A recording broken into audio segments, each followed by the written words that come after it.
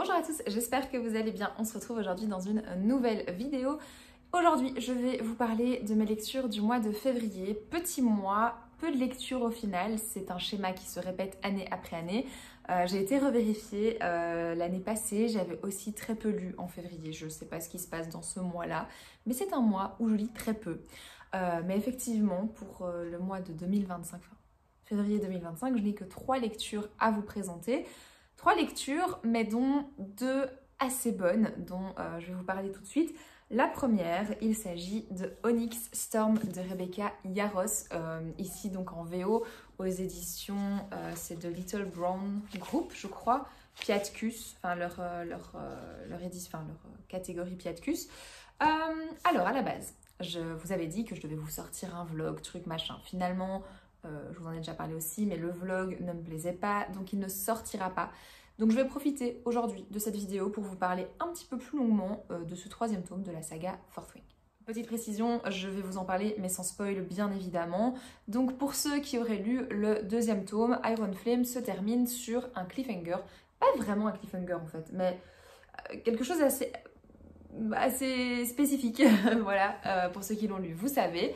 Et j'en attendais du coup beaucoup de l'introduction de Onyx Storm, ce 3e tome. Je m'attendais à quelque chose d'assez explosif. Et en réalité, ce tome commence de manière assez abrupte. C'est-à-dire que on ne comprend pas ce qui se passe durant les 50 à 100 premières pages. Voilà. C'est-à-dire que moi, j'ai été totalement perdue. Je ne comprenais pas où j'étais, je ne comprenais pas qui parlait. Voilà, c'était assez brouillon. Pour vous dire, j'en suis même arrivée au stade où j'ai été voir sur Reddit plusieurs forums pour savoir si c'était moi, si c'était mon anglais qui était complètement pété, ou si c'est vraiment Rebecca Yarros qui s'est emballée. C'est plutôt la 2e option. Même les anglophones ne comprenaient pas ce qui se passait. On nous parle... Il y a une scène en particulier, par exemple, qui m'a choquée. C'est une scène où la sœur de Violette apporte un objet. Je ne saurais même plus vous dire ce que c'est, cet objet. Mais elle parle d'un objet, elle apporte un objet qui a l'air important. Mais après, on n'en parle plus du tout. Voilà. C'est le gros reproche que j'ai à faire sur Onyx Storm, c'est que c'est un livre qui est un petit peu incohérent par rapport au reste de la saga.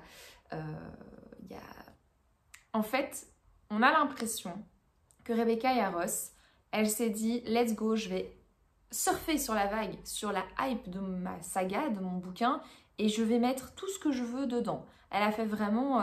alors un peu de cette trope-là, un peu de ça que j'ai vu à gauche, un peu de ça que j'ai vu à droite, et elle a tout pris, elle a tout mélangé, et Onyx Storm en est sorti.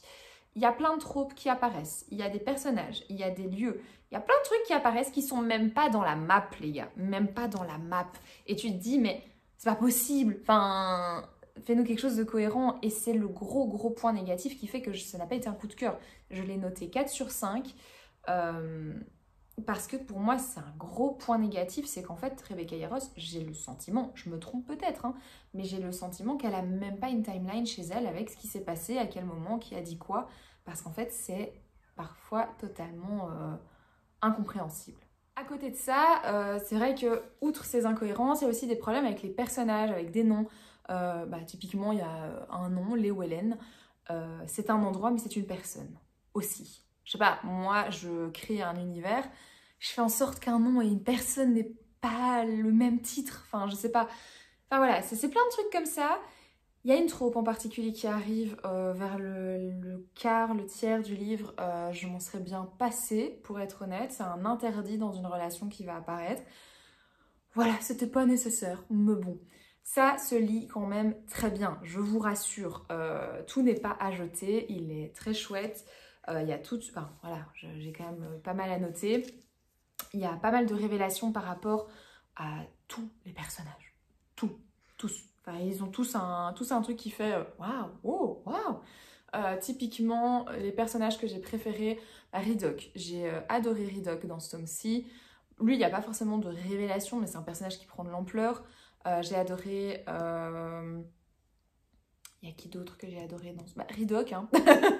Non, je rigole, mais il y en a plusieurs. Alors, il y a un arc qui est déployé par rapport à Dain, que j'aime plutôt bien. C'est bien mené, c'est bien ficelé. why not, à voir ce que ça va nous donner dans les 2 autres tomes qui devraient arriver. Et alors, bah oui, Xénon et Violette, c'est toujours une relation qui me plaît bien.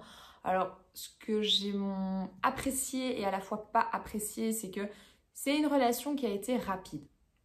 C'est une relation qui, dès le départ, dans Fourth Wing, déjà le tome 1, ça a été assez rapide entre eux. Et dans ce tome 3, on fait un pas un peu en arrière, j'ai l'impression, et en fait, ça amène une espèce de pression, mais qui, pareil, pour moi, n'était pas nécessaire. Mais bref, il y a cette espèce de pression qui apparaît, qui, moi, m'a pas trop plu. Maintenant, leur relation, du coup, prend un autre tournant. Et ça, j'ai trouvé ça agréable. Donc ça, c'était plutôt pas mal. Et puis la fin. Bon, parlons de cette fin. Vous connaissez Rebecca Yarros et son attrait pour les fins de livres. Ici, ça ne manque pas, hein, on est dans le même type de fin que les autres livres. Au final, c'est toujours un peu le même schéma qui se répète. Sauf que là, bah, de nouveau, il y a des morts, il y a trucs, il y a machin. Et puis, il y a le dernier chapitre. Il y a les 3 dernières pages où j'ai eu envie de balancer le livre par la fenêtre, voilà, tout simplement parce que je pense qu'elle va amener une trope que je déteste dans le tome 4. Si c'est le cas, je continuerai à lire, hein, mais je prendrai beaucoup moins de plaisir, ça c'est clair. C'est ce qui me fait vachement peur pour la suite. C'est une saga que j'adore d'amour. Mais au plus j'avance, au plus je me dis que le premier tome était le meilleur. Parce qu'il était bien ficelé, parce qu'il n'y avait pas de pression par rapport à ce que le public attendait. Et au fur et à mesure on avance, moi je vous dis, j'ai vraiment cette impression que Rebecca Yarros, elle se dit ah, j'ai envie de mettre un peu de ci, un peu de ça, et en fait elle se perd dans son univers, elle se perd dans ce qu'elle écrit, elle se perd dans son historique, et elle se perd dans ses personnages. C'est pas la meilleure manière pour moi d'écrire un livre, d'attendre à chaque fois les réactions. Enfin, voilà, je suis pas autrice, hein, mais pour moi, c'est pas une super bonne idée d'attendre les réactions et de modifier ton histoire en fonction de ce que les gens attendent de toi. Alors, est-ce que la maison d'édition lui met une certaine pression pour écrire ça ou ça? Je ne sais pas, ça on n'en sait pas non plus, mais voilà, parfois je me dis, mais qu'est-ce qui lui est passé par la tête pour imaginer ça? Voilà. Donc voilà mon petit avis, alors très honnête et très à chaud, enfin, moi je suis très critique finalement sur la saga Fourth Wing. Mais voilà, ça reste un 4 sur 5, hein. Ça reste une très très bonne lecture, c'est juste qu'il y a beaucoup de points négatifs qui sont apparus dans ce tome et que j'apprécie pas trop et qui me font peur pour la suite. Maintenant, j'attends avec impatience la sortie en VF pour avoir l'avis des francophones, pour avoir aussi, enfin j'ai déjà lu, il y a d'autres personnes qui l'ont lu en VO francophone avec qui j'ai déjà échangé, on a plus ou moins les mêmes avis, donc ça me rassure. Je me dis ça va, c'est pas moi qui suis juste une aigrie de la vie. Maintenant, c'est vrai que est-ce que Hugo va prendre le pas de modifier un petit peu le texte pour que ce soit un petit peu plus clair?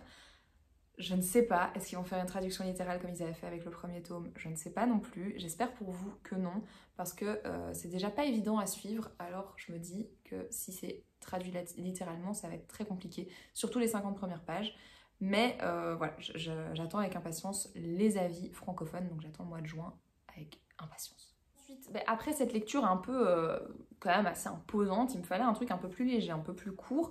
Et j'ai jeté mon dévolu sur Blackwater, la crue de Michael McDowell aux éditions Maison Toussaint Louverture. Je m'attendais pas à grand chose de ce livre-là, c'est-à-dire que j'avais pas un attrait pour cette saga, on l'a trouvé en occasion. Et mon mari l'avait acheté, l'a lu, il l'a lu extrêmement vite et il m'a dit il faut trop que tu lises, je pense que tu vas aimer. Donc voilà, je me suis dit pourquoi pas tenter, j'ai pas encore les autres tomes. Mi-figue, vraiment, mi-figue, mi-raisin. Je sais pas trop, j'ai mis un 3 sur 5. C'est pas mauvais, pas du tout, c'est même plutôt bon, mais il se passe pas grand chose. Il n'y a pas beaucoup de rythme, c'est très linéaire. On va suivre l'histoire d'une petite ville qui va être inondée à la période de Pâques.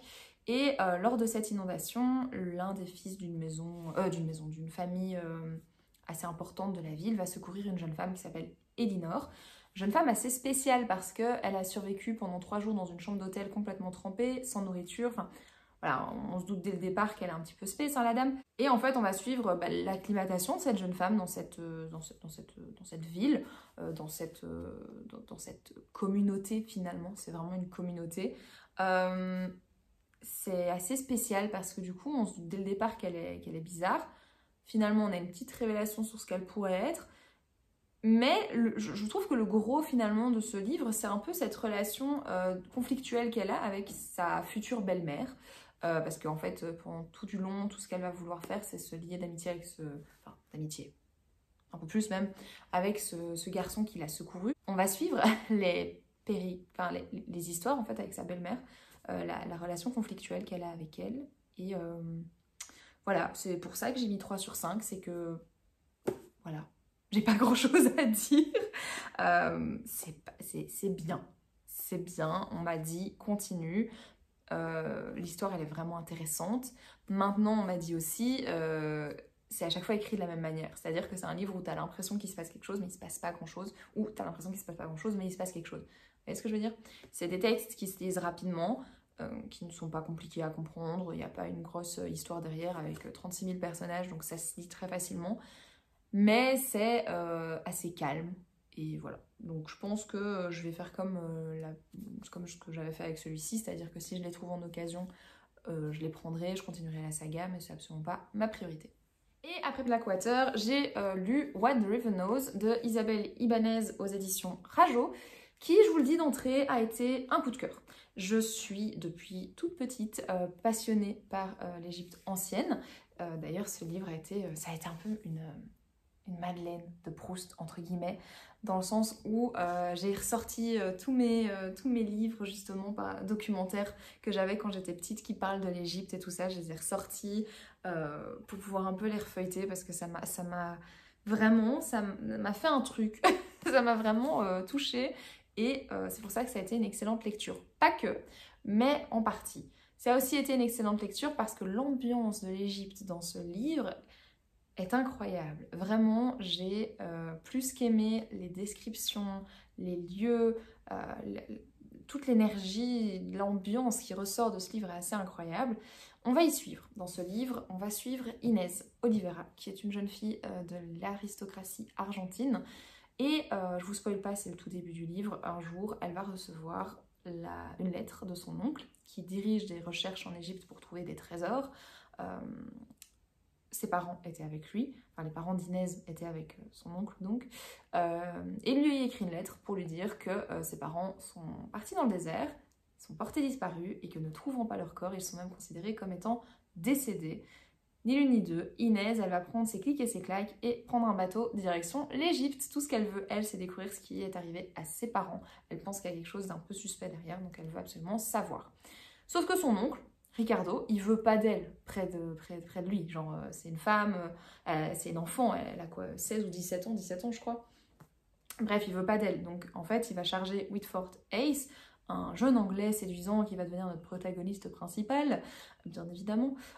Il va le charger de renvoyer sa nièce Fissa en Argentine parce qu'il veut absolument pas d'elle dans ses pattes. Bien évidemment, ça ne se passe pas comme ça, sinon on n'aurait pas une épaisseur de livre pareil. Inès, qui est une jeune fille incroyable, va s'imposer dans un milieu d'hommes et c'est ce que j'ai adoré dans ce livre, c'est le personnage d'Inès. C'est un personnage qui s'impose, qui n'a pas peur de s'imposer justement et c'est ce que j'ai vraiment adoré avec elle. Le personnage de Whitford, j'ai bien aimé mais c'était pas non plus... voilà, c'est un personnage masculin assez classique. Ce que j'ai bien aimé aussi, enfin ce que j'ai adoré, c'est les petits retournements de situation. Il y en a, on les voit, mais comme le nez au milieu de la figure, pardon. Je suis d'ailleurs étonnée qu'Inès ne les ait pas vus, parce que là, franchement, c'était obvious, quoi. Il y en a un, vraiment, c'était plus qu'obvious. Mais bon, bref. Mais c'est ce qui fait un peu tout le charme de ce livre. Autre chose à noter, dont je ne vous ai pas encore parlé, c'est que c'est un livre avec un soupçon de magie. C'est un petit peu fantastique. Donc on a des objets magiques en fait qui ponctuent cet univers. Genre par exemple un kéfier, enfin un foulard qui quand on le tord fait de l'eau chaude, de l'eau bouillante pour faire du thé. Je trouvais ça assez drôle. Et en fait on a toute cette, tout ce côté un peu fantastique qui est un peu notre fil rouge aussi tout du long. Et par rapport à la quête principale et tout ça, c'est assez intéressant. Surtout qu'Inès va avoir une relation assez particulière avec cette magie. Je vous laisserai découvrir ça dans le livre, mais c'est assez intéressant. Je trouve ça pas mal fait parce qu'on est dans quelque chose d'assez historique, mais qui est à la fois fantastique. C'est plutôt pas mal. Autre chose qui m'a fait d'ailleurs bien rire par rapport à ça, enfin rire, je trouvais ça mignon, c'est que le livre, il est dédié à Rebecca Ross, l'autrice de Divine Rivalité. Et c'est vrai que le système de magie m'a fait penser au système de magie de Divine Rivalité. Et ça m'a fait assez rire parce que franchement, c'est vrai qu'il y a des similitudes. Alors c'est pas du tout la même histoire, mais il y a des similitudes par rapport aux univers. Et j'ai trouvé ça assez intéressant et assez sympa. Donc voilà, un vrai coup de cœur pour ce livre-ci. Je suis même déçue de ne pas encore avoir de date pour la sortie du 2e tome en français. Mais c'était vachement pas mal. Depuis le début du mois de mars, j'ai déjà lu 4 livres, mais je vous en parlerai ultérieurement parce que je ferai une vidéo spéciale par rapport au Cozy Book Challenge, vraiment le bilan de ce challenge que je suis en train de réaliser. Sinon, la semaine prochaine, il n'y aura pas exceptionnellement, il n'y aura pas de vidéo. Je suis en vacances, je vais en profiter, mais je vous préparerai certainement un vlog style week-end à 1000 ou un truc comme ça parce que j'aimerais vraiment bien avancer ce week-end. Pendant que je suis en vacances, justement, j'aimerais bien pouvoir avancer un max sur mes lectures du Cozy Book Challenge. Pour vous donner une idée, là pour le moment, je suis à 5 points. Donc j'ai déjà le premier badge, le badge souris.